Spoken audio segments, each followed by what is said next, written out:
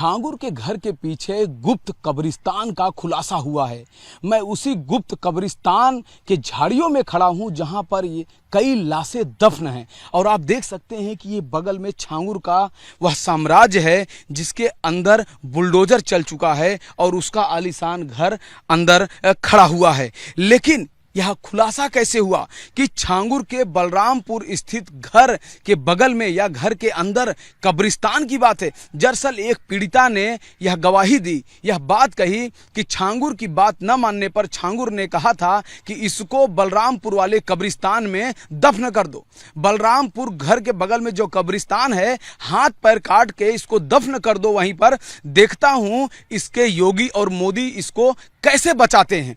यह खुलासा उस पीड़ित ने किया था। उसके बाद रिपब्लिक भारत की टीम उस गुप्त कब्रिस्तान को खोजने में लग गई थी। हालांकि जब बुलडोजर चल रहा था तो उस घर में मैं चारों तरफ गया था। घर के अंदर तो मजारें नहीं मिली थी, कब्रिस्तान नहीं मिला था। कुछ मजारें थी लेकिन वह दरगाह की तरफ थी, जहां पर चांद बाबा की दरगाह थी वहां पर थी। लेकिन यहाँ पर अभी पता चला कि घर के पीछे इस साइड में यहाँ पर आप देख सकते हैं कि ये खतरनाक झाड़ियाँ हैं और इन झाड़ियों के बीच में लाशें दफनाई गई हैं।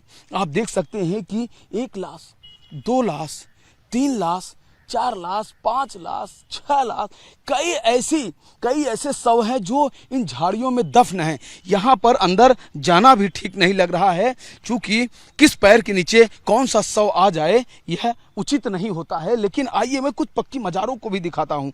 अपने सहयोगी से कहता हूँ कि अगर हो सके अपने पैरों को बैलेंस बनाकर आगे बढ़ें और दिखाएं कि किस तरह से इन गुप्त कब्रिस्तान में कैसे यहाँ पर गुप्त शव दफन किए गए हैं। आखिर ये शव किसके हैं?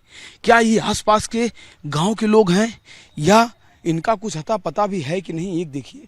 ये देखिए नई एक मज़ार, अंदर ये एक पक्की मज़ार बनी हुई है।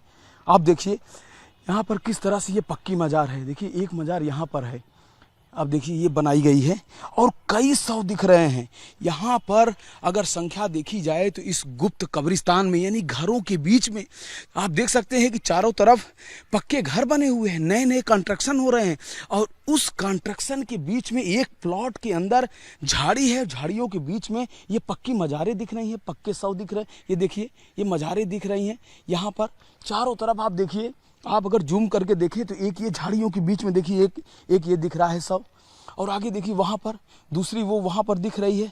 अगर गिनती करेंगे तो यहाँ पर कम से कम 50 शव यहाँ पर दफन है, 50 मुर्दों को यहाँ पर दफन किया गया है। आखिर ये सब क्या यहीं आसपास के लोग हैं? इनका छांगुर से क्या लेना देना है? या पीड़िता ने जो बात कही कि इसको बलरामपुर वाले घर के कब्रिस्तान में इसको दफन कर दो, क्या वो बात सत्य है या कितनी और ऐसी लड़कियों को दफन किया गया है? यह तमाम सवाल हैं जो जांच एजेंसियों को मजबूर करती हैं कि वो इन गुत्थियों को सुलझाएं कि आखिर ये मज़ार यहाँ पर प्लॉट के अंदर घर के चारों तरफ ये कैसे मज़ारें यहाँ पर बन गई हैं।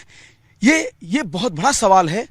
FIR में खैर इन कब्रिस्तान का, इस गुप्त कब्रिस्तान का जिक्र नहीं है, लेकिन पीड़िता ने जिस तरह से खुलासा किया है, अब उत्तर प्रदेश ATS को, STF को, UP पुलिस को, बलरामपुर पुलिस को या अन्य एजेंसियों को इस गुप्त कब्रिस्तान के बारे में जानना चाहिए, इसका इन्वेस्टिगेशन करना चाहिए, इन शवों की पड़ताल करनी चाहिए और पीड़िता के बयानों को और इस कब्रिस्तान के एंगल को जोड़ा जाना चाहिए और जोड़ के यह बात क्लियर करनी चाहिए कि आखिर ये गुप्त कब्रिस्तान कैसे आया और ये जो लाशें इसमें दफन हैं वो किसकी हैं। वीडियो जर्नलिस्ट अजय सैनिक साथ राघवेंद्र पांडे, रिपब्लिक भारत, बलरामपुर।